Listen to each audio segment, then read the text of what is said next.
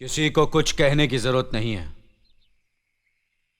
मास्टरनी की आत्महत्या यह साबित करती है कि उसकी इज्जत लूटी गई और इसका जिम्मेदार है अर्जुन ठाकुर।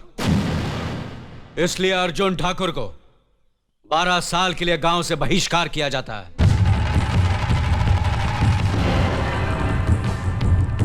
आज से कोई इससे बात नहीं करेगा, कोई इसकी मदद करेगा नहीं, और जो भी इस हुक्म को तोड़ेगा उसे और उसके परिवार वालों को यही सजा भुगतनी पड़ेगी। मासूम मास्टरनी शिल्पा ही अपनी विधवा मां का सहारा थी, इसलिए अर्जुन ठाकुर की जायदाद का आधा हिस्सा उसकी मां को दिया जाएगा। यह हमारा फैसला है।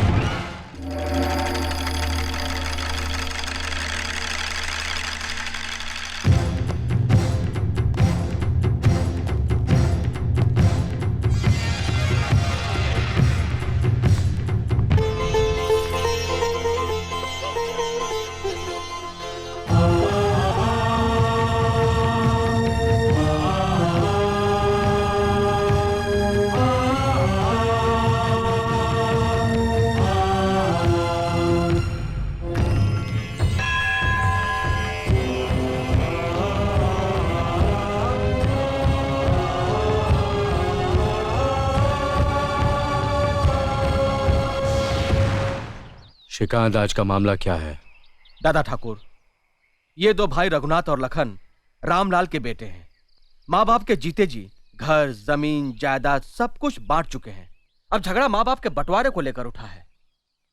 माँ को अपने पास रखने के लिए तो दोनों तैयार हैं, पर बाप को रखने के लिए कोई राजी नहीं है। क्या यह सच है? जी दादा ठाकुर, माँ बहुत बूढ़ी और कमजोर हो गई है, इसलिए उसकी देखभाल करना मेरा फर्ज है।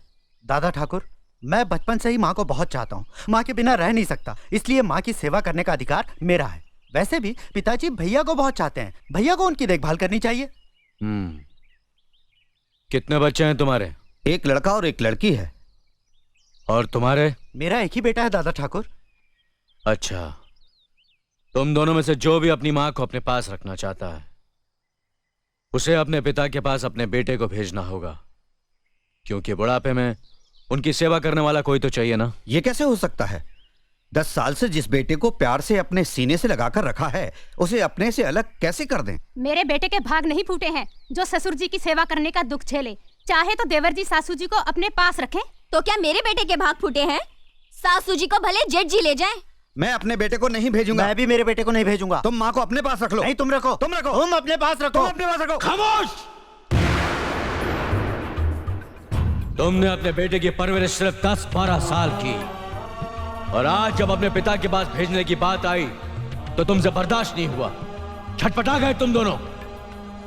और जिन माँ बाप ने 40 साल तक दिन रात अपने सीने से लगाकर फूलों की तरह तुम्हें पाला, पढ़ाया लिखाया, शादी की, अपनी जमीन, जायदाद, रुपया पैसा सब कुछ तुम्हारे हवाले कर दिया, उम्र के आखिरी इस दौर में उन्हीं माँ बाप को जुदा करने की सलील हरकत कर रहे हो तुम दोनों। अरे कोक में अपना लहू पिला पिला कर जिसने तुम्हारी रचना की, तुम्हें जीवन देने के लिए मर मर कर कई बार जो जी है बेचारी, वो है तुम्हारी माँ। अपना खून जला जला कर तुम्हें रोटी खिलाने वाला, अपनी खुददारी पर चोट खा खा कर तुम्हें खुशी देने वाला वो इंसान तुम्हारा बाप है। और इन्हीं माँ बाप की जिंदगी भर की दौलत हो तुम दोनों भाई। मुझे मालूम है तुम दोनों अपनी माँ को अपने पास क्यों रखना चाहते हो, ताकि वो तुम्हारे घर में खाना बनाए, तुम्हारे कपड़े धोए, तुम्हारे बच्चों की देखभाल करे, और तुम्हारी बीवियां पलंग पे लेटे लेटे हुक्म चलाएं। तुम्हें मां नहीं चाहिए, तुम्हें मुफ्त में काम करने वाली नौकरानी चाहिए, नौकरानी। बाप इस बुढ़ापे में कमा नहीं सकता, तुम्हारे खेतों में हल चला नहीं सकता, बोझ लगने लगा है तुम्हें, इसलिए अब तुम्हें बाप की जरूरत नहीं है। और जिस दिन तुम्हारी मां से भी घर का काम नहीं हो सकेगा, तुम उसे भी कचरे की तरह घर से बाहर फेंक दोगे। अरे नालायको, माँ बाप को अपनी पलकों पर बिठाकर उनकी सेवा करना तो हमारा परम धर्म है। मैं ये नहीं कहता कि मंदिर बनाकर अपने माँ बाप की पूजा करो, मगर किसी मंदिर के सामने अपने माँ बाप को भीख मांगने पर मजबूर तो मत करो। बुढ़ापे में पति पत्नी का रिश्ता दिए और बाती जैसा होता है, बाती को अलग कर दो तो दिया बुझ जाता है। वैसे ही इस उम्र में इन्हें अलग कर दिया तो ये मर जाएंगे। इतिहास गवाह, जो माँ बाप की इज्जत नहीं करता वो बेटा कभी सुखी नहीं रह सकता। हमें माफ कर दीजिए दादा ठाकुर, हमें माफ कर दीजिए, हमें माफ कर दीजिए। माफी मुझसे नहीं, अपने माँ बाप से मांगो जिनका दिल तुमने दुखाया है। अब इनकी आखिरी सांस तक तुम्हें इनकी सेवा करनी पड़ेगी, वरना तुम इस गांव में नहीं रह सकते। यह हमारा फैसला है।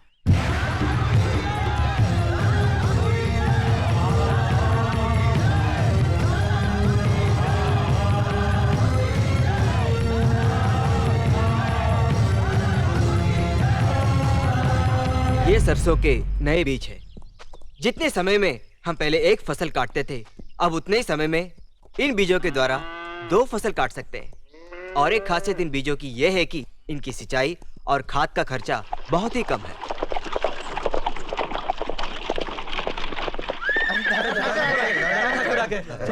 आइए नमस्ते दादा ठाकुर। नमस्ते दादा ठाकुर। कैसे चल रहा है सब कुछ? नकुल जी से नई फसल बोने का तरीका सीख रहे हैं। ठीक से समझा रहा ना मेरा भाई? दादा ठाकुर, आपने नकुल को इतना पढ़ा लिखा कर हमारी भलाई के लिए गांव में ही रखा। इस उपकार के लिए हम हमेशा आपके आभारी रहेंगे। अरे कैसी बातें कर रहे हो? इसमें उपकार की क्या बात है? गांव में एक दूसरे की मदद करना तो हमारा फर्ज है।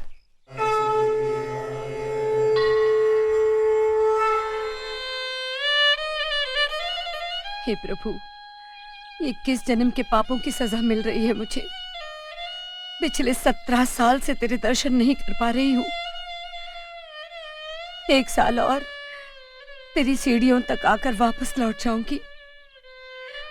बस प्रभु, मेरे बेटे के गुनाहों को माफ कर दो, उसे सही रास्ता दिखाओ।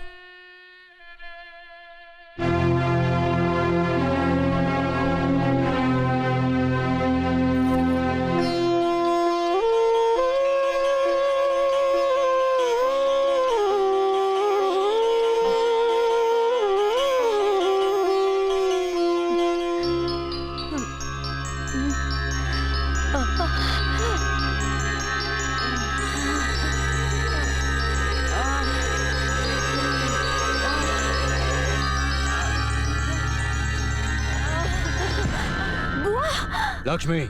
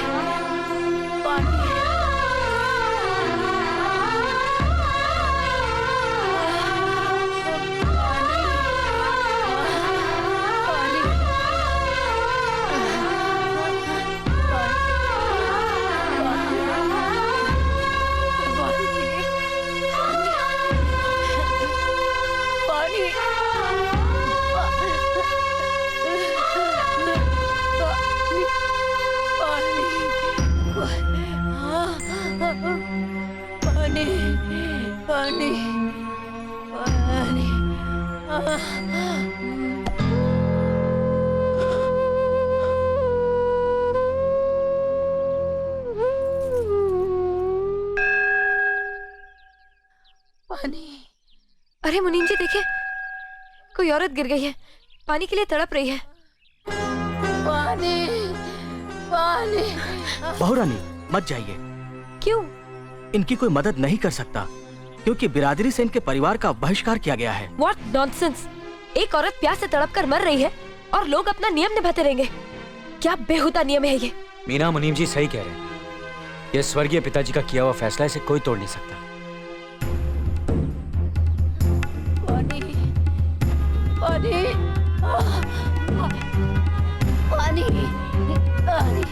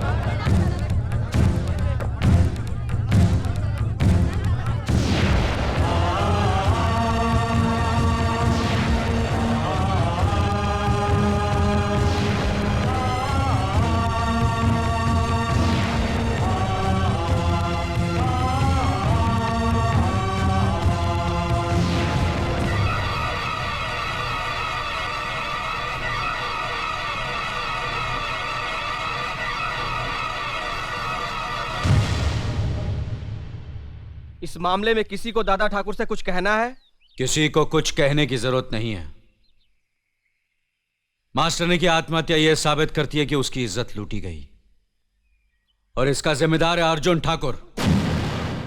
इसलिए अर्जुन ठाकुर को 12 साल के लिए गांव से बहिष्कार किया जाता है।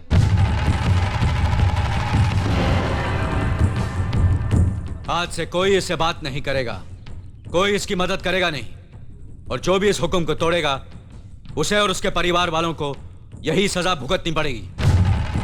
मासूम मास्टरनी शिल्पा ही अपनी विधवा मां का सहारा थी, इसलिए अर्जुन ठाकुर की जायदाद का आधा हिस्सा उसकी मां को दिया जाएगा।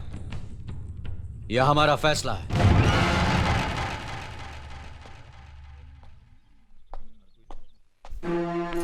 ये लीजिए छोटे मालिक, खेत वाले मकान की चाबियां।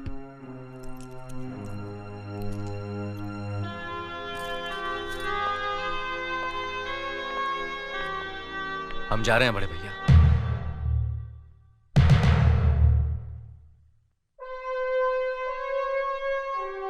भाभी, हम जा रहे हैं, हम जा रहे हैं भाभी।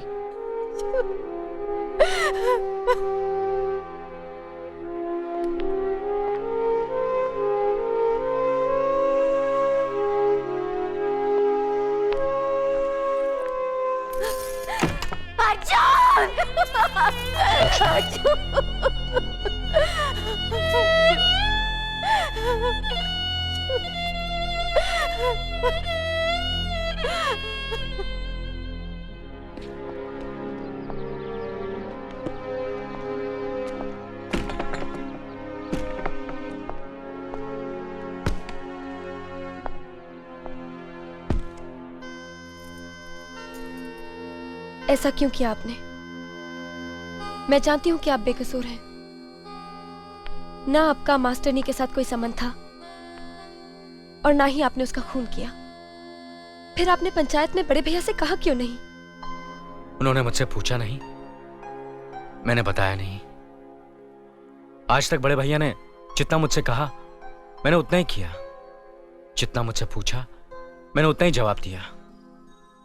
तुम नहीं जानती मीना, बड़े भैया और भाभी हमारे लिए साक्षात भगवान हैं। उन्होंने बचपन से मुझे और नकुल को अपनी औलाद की तरह पाला है। उनकी कुर्बानी की बुलंदी यह है कि हमारे लिए वो आज तक अपने संतान के मां बाप नहीं बने। मैं इन अंधविश्वासों में यकीन नहीं रखती, और वैसे भी मुझे बच्चे की कोई जल्दी नहीं है। आपको इतने बरसों से कोई औलाद नहीं हुई, चाहे तो आप ही बांध लीजिए।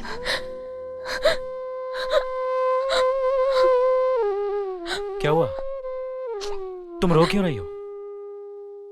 अपनी बदकिस्मती पर रो रही हूँ। अपनी नादानी में मैंने बड़े भैया और दीदी का बार बार अपमान किया है, उनका दिल दुखाया है।